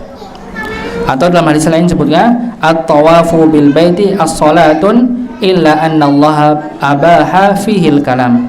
Tawaf itu di Baitullah Ka'bah adalah salat. Seperti salat. Tawaf itu seperti salat, hanya saja Allah membolehkan berkata-kata di dalamnya. Kalau salat kita nggak boleh ngobrol, Bu. Salat itu nggak boleh ngobrol. Dan kadang tidak semua orang tahu. Karena saya pernah mendapati ada video sholat Jumat bapak-bapak ngobrol sambil ada, Pak. Saya juga heran, ada yang nggak tahu juga ternyata ya, Masya Allah ya. Ternyata ada orang yang juga nggak tahu ternyata kalau dalam sholat itu nggak boleh bicara. Ternyata masih ada ya begitu. Udah bapak-bapak lagi sholat Jumat lagi, Pak. Ya, maka ini yang perlu kita pahami. Kalau sholat tidak boleh sama sekali ada namanya percakapan, obrolan tidak boleh.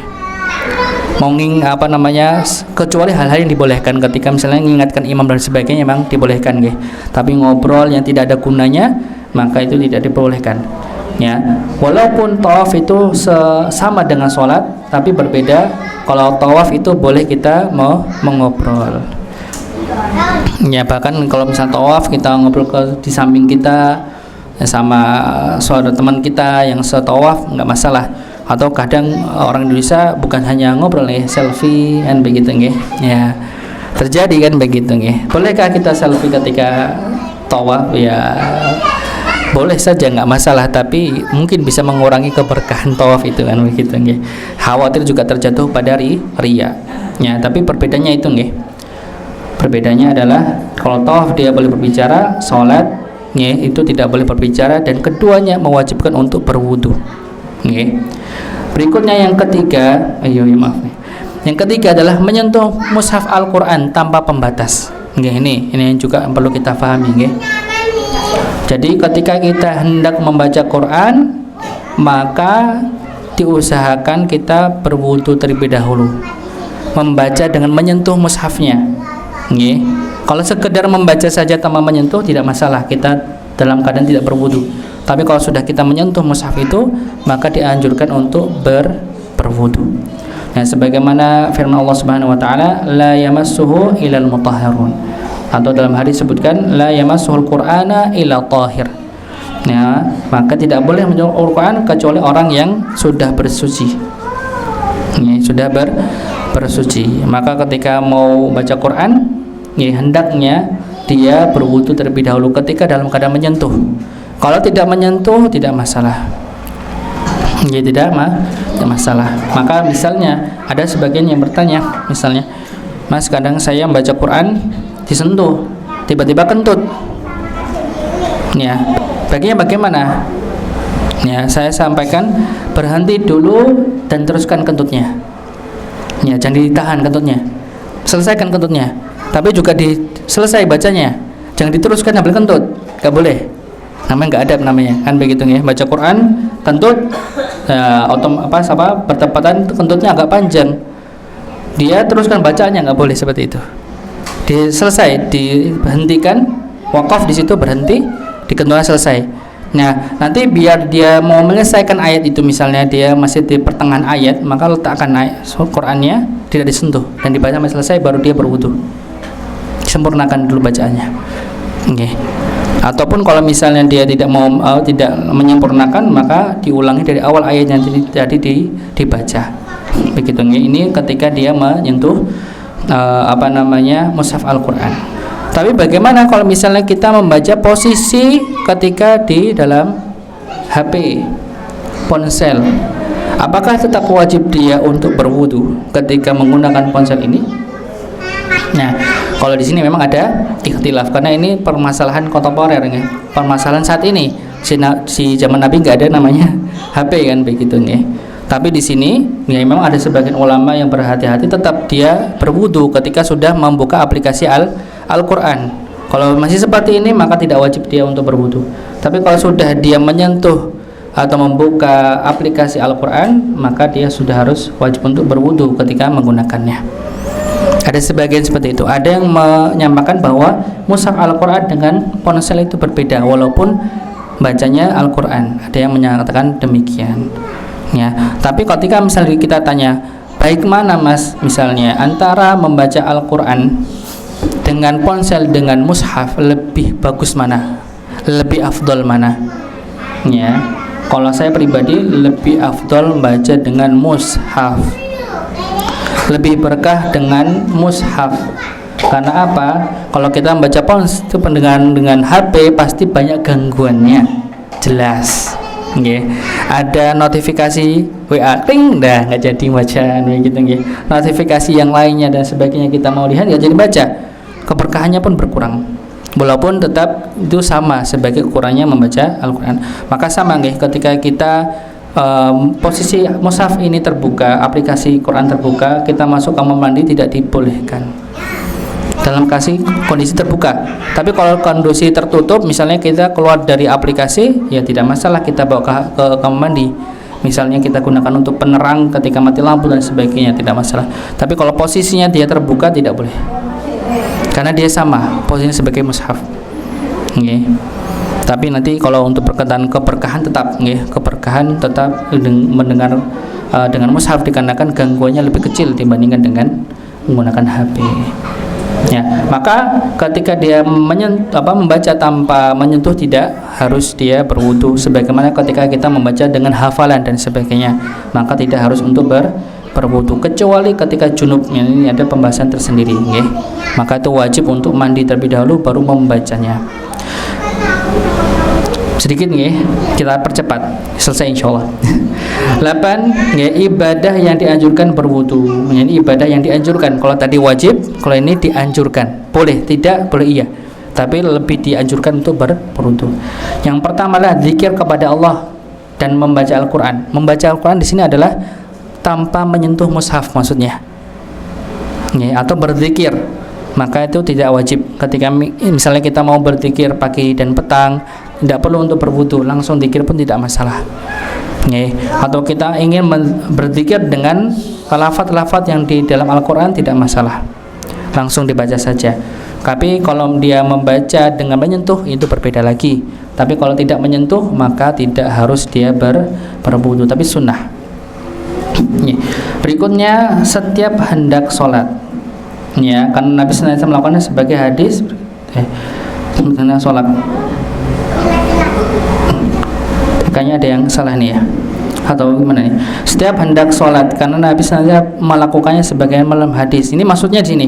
Maksudnya setiap hendak sholat ini adalah ketika, contoh gini Pak, ketika misalnya kita sholat, dah berwudu, sholat duhur misalnya, Nggih. Ketika selesai sholat duhur kita masih punya wudu, masuk sholat asar, boleh kita berwudu ulang lagi, boleh tidak? Maksudnya seperti itu. Nggih. Jadi kalau misalnya kita sholat duhur selesai masih ada wudu, dalam jangka waktu antara duhur ke asar wudu itu masih terjaga, maka kita tidak perlu berwudu lagi, masih ada wudu. Ya, sebagaimana Imam Syafi'i itu pernah habis isya sampai subuh nggak berwudu. Jadi habis isya, selesai dari habis isya keluar kamarnya, ketika itu masih posisi di rumahnya Imam Ahmad karena beliau mengunjungi muridnya itu Imam Ahmad. Beliau itu keluar tanpa berwudu langsung sholat di masjid. Maka ketika ditanya kenapa kok tidak berwudu, maka Imam Syafi'i mengatakan semalam beliau tidak tidur sama sekali. Untuk apa? Untuk membaca Quran 3 kali khatam semalam. Untuk apa? Untuk mencari jawaban dari pertanyaan yang beliau belum bisa jawab. Begitu nggih. Ya. Dari pertanyaan yang beliau belum bisa jawab. Jadi boleh begitu nggih. Jadi misalnya ketika dia masih ada wudu, maka sunnah dia mengulanginya. Kalaupun tidak masalah. Nggih. Berikutnya yang ketiga, dianjurkan berwudu bagi orang yang junub. Ya. Bila dia hendak mengulangi hubungan suami istri, hendaklah tidur atau makan minum, ya, berdasarkan hadis dari Abu Sa'ad Al-Khudri bahwa Rasulullah SAW bersabda, "Idza ata ahadukum ahlahu thumma arada an ya'uda falyatawadda." Bila salah seorang dari kalian mendatangi menggauli istrinya, kemudian dia hendak mengulanginya kembali, maka hendaklah dia berwudu. Nggih. Jadi kalau misalnya berhubungan suami istri dan ingin mengulanginya kembali, begitu nggih. Misalnya ronde berikutnya misalnya begitu nggih, maka dia berwudu sebelum melakukannya. Nggih, dalam keadaan janabah seperti itu. Ya. Atau dalam hadis Aisyah disebutkan anna Rasulullah sallallahu alaihi wasallam kana idza arada an yanama wa huwa junubun tawadda'a wudu'ahu li salati qabla an yanama. Ya, bahwa Rasulullah apabila hendak tidur sementara beliau dalam keadaan junub, ya, beliau mau tidur tapi dalam keadaan junub, masih junub, maka beliau berwudu seperti wudu salat sebelum tidur. Atau ketika beliau hendak makan atau tidur. Jadi kadang ketika masih posisinya junub, beliau mau makan ataupun mau tidur, ya, selesai dari junubnya, dari hubungan suami istri, sebelum tidur berwudu dulu. Ketika mau mengulangi lagi, maka berwudu dulu. Ketika mau makan juga berwudu, dan ini sunnah. Dan ini sunnah. Dan ada sebagian ulama yang menerangkan bahwa yang dianjurkan untuk berwudu adalah laki-laki, suami, suaminya. Maksudnya kalau mau mengulanginya lagi, ya, dalam hubungan suami istri itu mau diulang lagi, maka yang dianjurkan adalah suami, laki-lakinya. Kalaupun mau dua-duanya juga nggak masalah begitu, tapi yang dianjurkan lebih kepada laki-lakinya. Berikutnya yang keempat, berwudu sebelum mandi junub. Nah, ini juga nggih. Jadi ketika kita hendak mandi junub, maka sebelum kita mandi kan disunahkan untuk berwudu terlebih dahulu baru mandi. Nah, ini juga termasuk nggih sunnah dari wudu. Yang kelima, ketika hendak tidur. Ya, ini termasuk sunnah juga nggih, ketika kita hendak tidur. Kalau ini salah satu sunnah yang bagus nggih. Ketika kita hendak tidur maka dianjurkan untuk berwudu. Ya, ketika hendak tidur. Bisa jadi nggih, ketika kita tidur ternyata Allah mengambil nyawa kita dalam keadaan tidur. Karena banyak sekali, ya, Allah mengambil orang itu dalam keadaan dia dalam tidurnya. Maka baiknya ketika kita meninggal dalam keadaan sudah berwudu. Ini salah satu ibrah atau pelajaran yang bisa kita ambil kenapa dianjurkannya berwudu ketika hendak tidur. Gitu nggih. Ya. Sepertinya sudah selesai nggih. Ya. Ini beberapa yang kami terangkan mengenai sunah-sunahnya nggih, dan yang dianjurkan dalam berwudu yang tadi kita jelaskan. Monggo langsung nggih, tanya jawab nggih, monggo. Kalau ada yang mau ditanyakan berkenaan tentang berwudu yang tadi kami terangkan bisa ditanyakan nggih.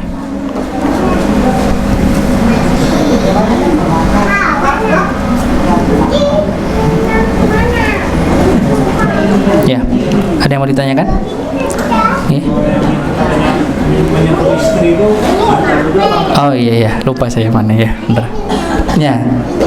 Ya di sini tidak dibahas dikarenakan memang di buku ini lebih condong ke tidak batal. Begitu nggih. Tapi ini kami terangkan nggih secara keseluruhan. Memang untuk seorang yang berwudu dan dia menyentuh perempuan, maka memang di situ ada perselisihan, ada perbedaan pendapat di kalangan ulama. Sekiranya ada 3 pendapat di sini. Yang pertama, ada yang berpendapat bahwa dia menyentuh saja tanpa ada syahwat, menyentuh saja batal. Nggih. Sebagaimana pendapat dari kalangan mazhab Syafi'i. Ya, yang kita ketahui di kalangan teman-teman Nahdien, biasanya kalau nyentuh udah batal kan begitu, udah batal. Tapi ini yang dimaksud adalah non mahram. Mahram maksudnya bukan istrinya, bukan orang-orang ibu dan sebagainya yang mahram ya, atau bukan istrinya. Okay. Maka ketika dia menyentuh batal. Ini dari mazhab Syafi'i.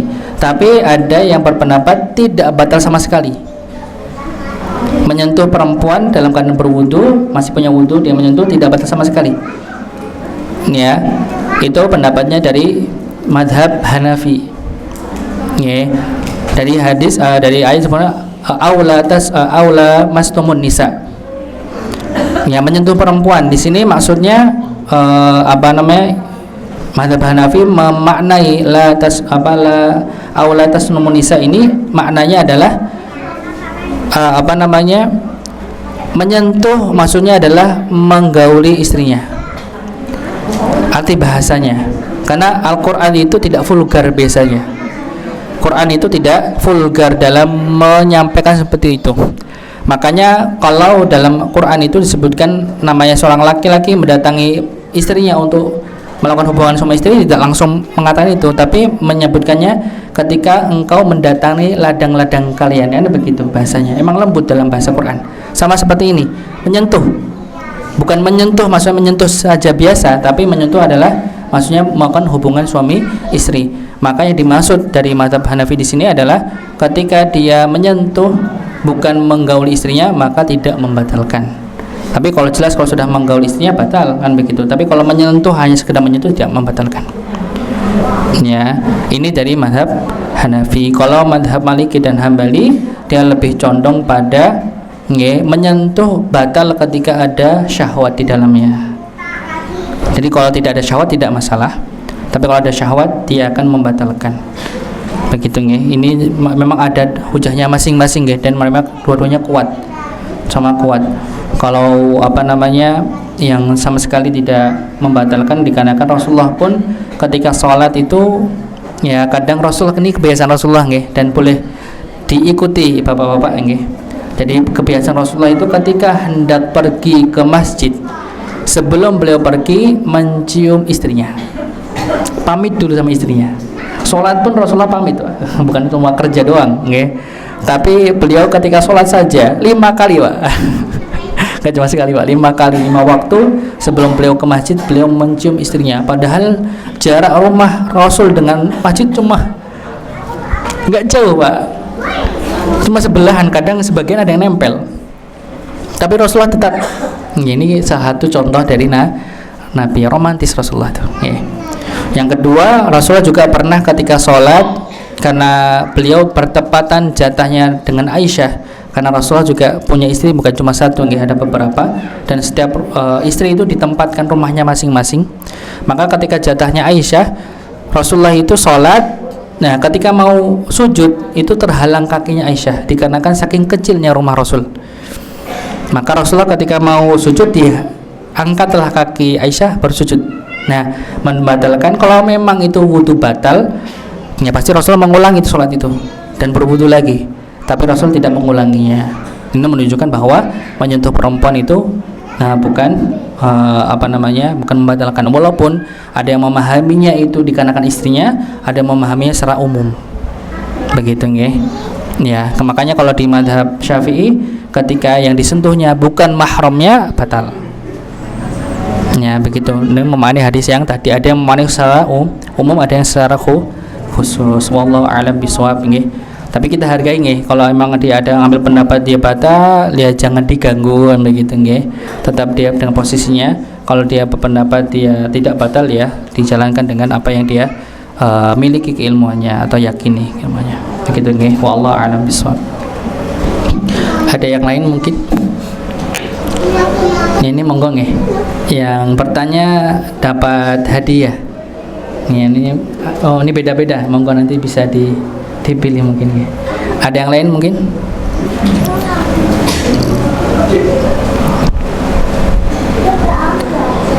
Ya, kalau tidak ada saya yang bertanya. Oh ya. Nggih, monggo. Waalaikumsalam warahmatullahi wabarakatuh. Untuk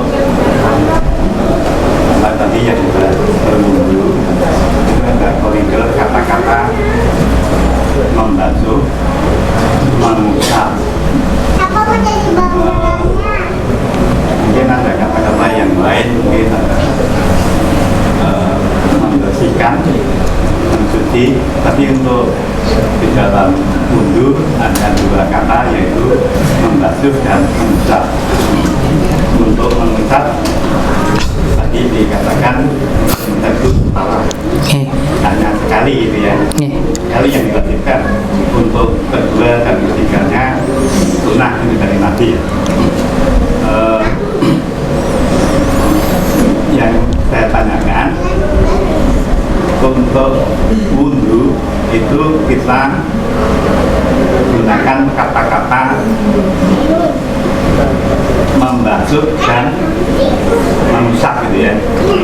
Selain itu tidak ada kata-kata yang pas gitu nggih. Iya. Ternyata nggak. Iya. Mengusap itu bisa menyapu juga mengusap bisa. Nggih. Karena kalau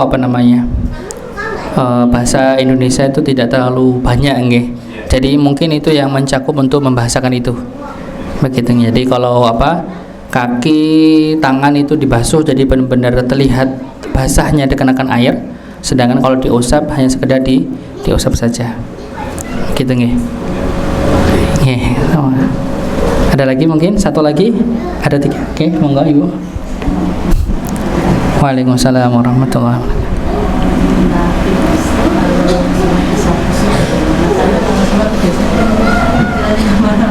Oh gitu. Khusyuk nggih. Nggih, khusyuk. Kalau tanya tipsnya banyak nggih, macam-macam. Tapi yang kadang saya berikan arahan ketika ada yang bertanya demikian. Pertama adalah bagaimana kita mengenal Allah. Tidak mungkin kita bisa khusyuk kalau nggak kenal siapa yang kita sembah. Itu yang pertama. Bisa jadi ketika kita tidak khusyuk dalam sholat karena kita nggak kenal siapa Allah. Nah, bagaimana kita bisa bercengkrama dengan Allah Subhanahu wa taala dengan hikmatnya kalau kita tidak punya kedekatan dengan Allah dengan mengenalnya. Maka apa itu nggih? Jadi dikenal. Jadi pentingnya kekhusyuan itu bisa muncul pertama dengan mengenal Allah, dan tidak mungkin kita mengenal Allah tanpa mencari ilmu, tanpa ngaji, nggak mungkin. Okay. Maka kenali Allah Subhanahu. Jadi pertama ini mengenal Allah Subhanahu wa taala. Ya. Maka dalam kekhusyuan yang paling tinggi, tingkat paling tinggi adalah ketika dia menghadirkan ihsan. Bukan saya. Ihsan itu ada makna tersendiri. Maknanya itu bagaimana ketika dia sholat itu seakan-akan dia melihat Allah. Kalaupun tidak, seakan-akan Allah itu melihat dirinya. Ya. Kalau misalnya begitu nggih, kita bisa khusyuk mendengarkan orang yang kita kenal atau orang yang kita kagumi atau orang yang kita muliakan. Misalnya kita ketemu Pak Camat misalnya, kita bisa khusyuk itu dengerinnya. Apalagi mungkin kita ketemu Ustadz yang kita kagumi, 1 jam bisa khusyuk itu dengerinnya. Ya, tapi kenapa? Pertama kita mengenal orang itu siapa, begitu nggih. Yang kedua memang kita punya, karena kita sudah kenal, kita ada rasa pengagungan pada Allah Subhanahu wa taala, pengagungan pada orang tersebut. Maka ketika kita sholat pasti akan muncul namanya kekhusyuan. Kenal ya jelas, ya, sudah ta'aruf gitu, misalnya sudah mengenal.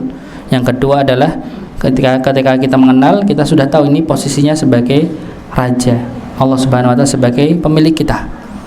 Ya, maka akan muncul. Kalau sudah kita merasa itu Allah pemilik kita udah kenal Allah Subhanahu wa taala, nanti ada rasa bahwa ketika kita sholat itu Allah mengawasi kita. Begitu nggih. Maka poin yang berikutnya adalah jangan lupa nggih, ketika kita sholat itu tetap melibatkan namanya perasaan takut, perasaan cinta, perasaan harap. Kadang orang itu bisa khusyuk di antara salah satunya, keduanya atau ketiganya. Kadang mungkin gini, kita bisa memahami, bisa pernah kita pada momen tertentu kita punya harapan yang begitu besar kepada Allah, punya masalah begitu besar. Saya yakin sholatnya khusyuk karena punya harap. Nggih, pernah merasakan nggih. Mungkin kita pernah merasakan namanya rasa takut yang begitu dalam kepada Allah Subhanahu wa taala. Maka ketika sholat pasti akan merasakan namanya khusyuk karena ada rasa takut. Atau mungkin pernah kita merasakan ada namanya rasa cinta yang begitu dalam kepada Allah Subhanahu wa taala. Mungkin kita pernah merasakan, ya Allah, aku ini penuh maksiat tapi kok Engkau masih memberikan aku rezeki banyak sekali. Ada rasa timbul kecintaannya. Oh, ternyata Allah Subhanahu wa taala Maha kasih sayang begitu dalam. Merasa kita tuh nggak pantas mendapatkan kasih sayang Allah, muncullah rasa cinta itu. Makanya ketika kita sholat akan khusyuk dengan rasa cinta itu. Tapi lebih baik adalah ketika dia menggabungkan tiga-tiganya. Soal rasa cinta ada, takut ada, harap ada. Masya Allah, itu akan menjadikan rasa khusyuk itu akan muncul. Maka sekali lagi nggih, jadi ketika kita sholat jangan tinggalkan rasa cinta kita kepada Allah, rasa takut kepada Allah Subhanahu wa taala, rasa harap kepada Allah Subhanahu wa taala. Muncul rasa harap itu dengan kita melihat bahwa Allah itu Maha Kaya yang memiliki segalanya. Kita merasakan rasa takut itu dikarenakan Allah memiliki semua siksaan yang begitu pedihnya.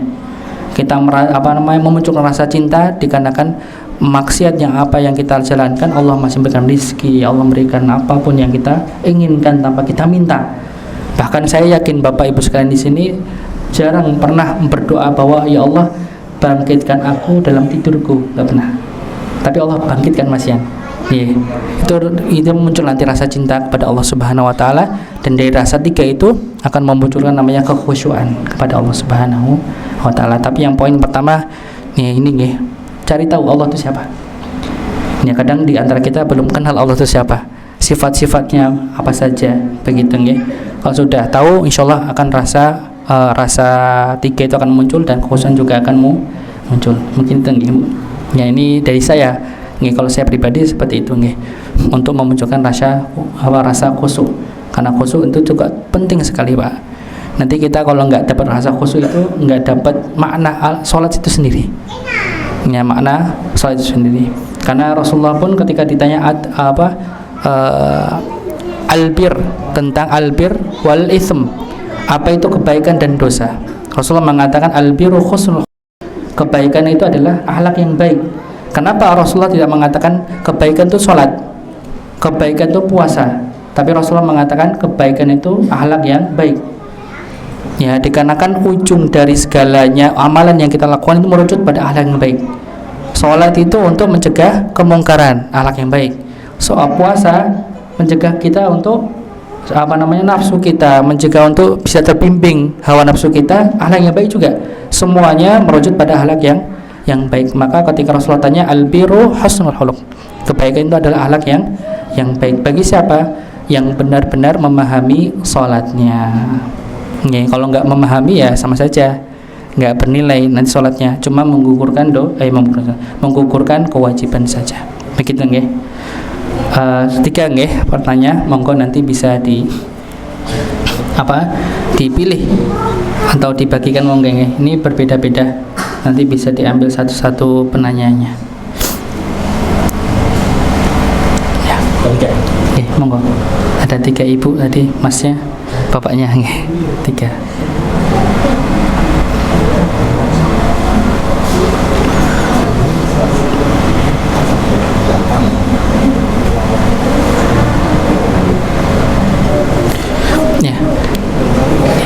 Yang terakhir nih, sedikit kami ulas sama terakhir lagi ya.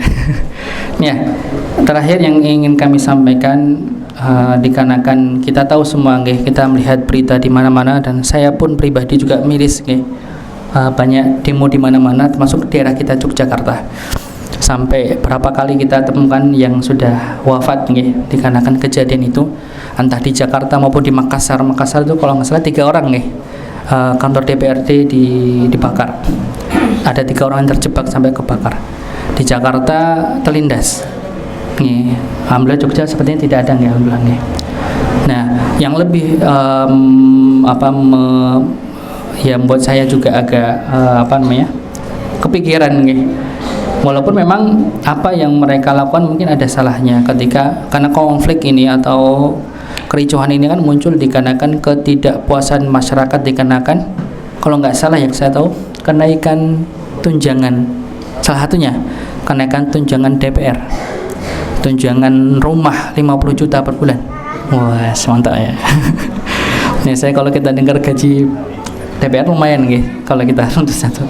Nah, maka muncullah namanya ketidakpuasan dari masyarakat, akhirnya terjadilah seperti itu. Tapi sekali lagi Bapak-bapak, Ibu-ibu nggih, saya khawatir ini ditunggangi sama orang-orang yang tidak bertanggung jawab. Bahkan kita temukan di akhir mulai di tanggal 30 kemarin itu mulai ada namanya penjarahan dari rumah-rumah DPR.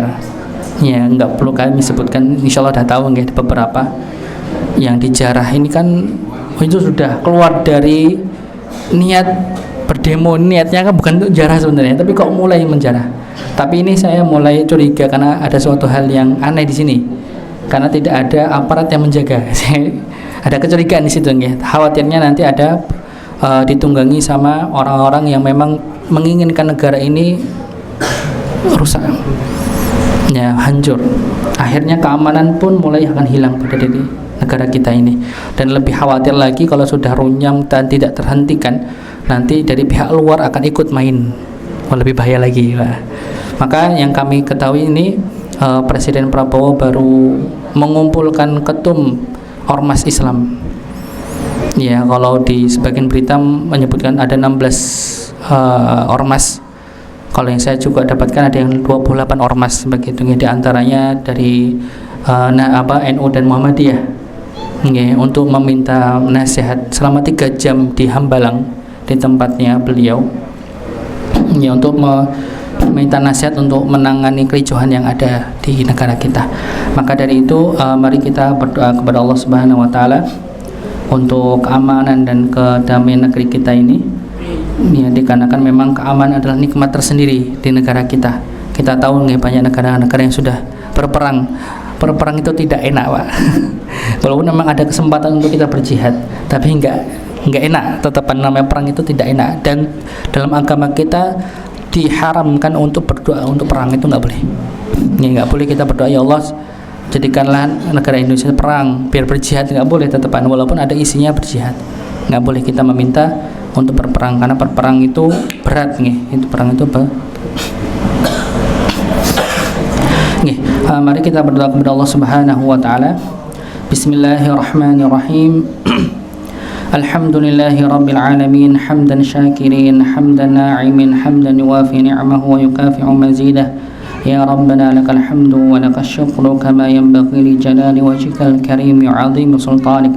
اللهم صل على محمد وعلى آل محمد كما صليت على إبراهيم وعلى آل إبراهيم وبارك على محمد وعلى آل محمد كما باركت على إبراهيم وعلى آل إبراهيم إنك حميد مجيد ربنا لا تجعلنا فتنة للذين كفروا واغفر لنا ربنا إنك أنت العزيز الحكيم ربنا لا تجعلنا فتنة للذين كفروا واغفر لنا ربنا إنك أنت العزيز الحكيم ربنا لا تجعلنا فتنة للذين كفروا واغفر لنا ربنا إنك أنت العزيز الحكيم رب اجعل هذا بلدا آمنا وارزق أهله من الثمرات من آمن منهم بالله واليوم الآخر رب اجعل هذا بلدا آمنا وارزق أهله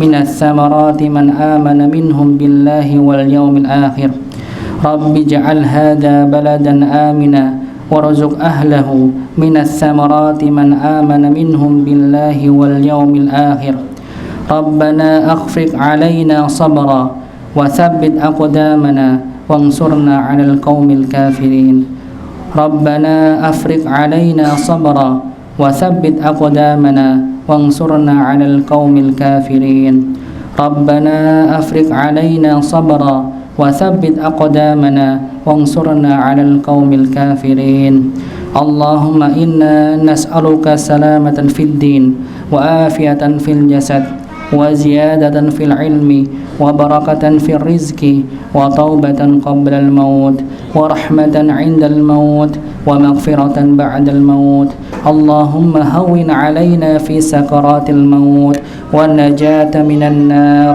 وعف عند الحساب ربنا آتنا في الدنيا حسنة وفي الآخرة حسنة وقنا عذاب النار سبحان ربك رب العزة عما يصفون وسلام على المرسلين والحمد لله رب العالمين.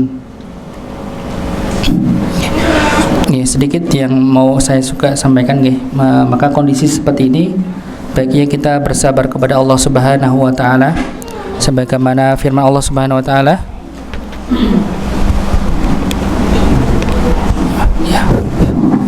isbir isbiru wasabiru warabitu wattaqullaha la'allakum tuflihun.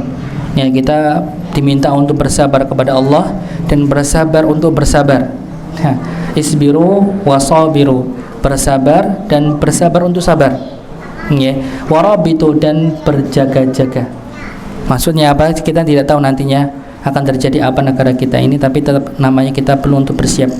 Apapun, mental terutama kan begitu kan, kita nggak tahu Allahu alam nanti terjadi apa, dan kami berharap tetap mulai kondusif, mulai damai lagi, tidak ada kerusuhan lagi. Tapi pun kalau misalnya Allah berkehendak lain pun kita sudah harus bersiap, terutama adalah mental kita begitu nggih. Mungkin ini yang bisa kami sampaikan. Mohon maaf sekali lagi dengan apa yang kami sampaikan, atas kekurangan apa yang kami sampaikan. Kita tutup dengan doa kafaratul majelis. Subhanakallahumma wa bihamdika asyhadu an la ilaha illa anta astaghfiruka wa atubu ilaik. Assalamualaikum warahmatullahi wabarakatuh.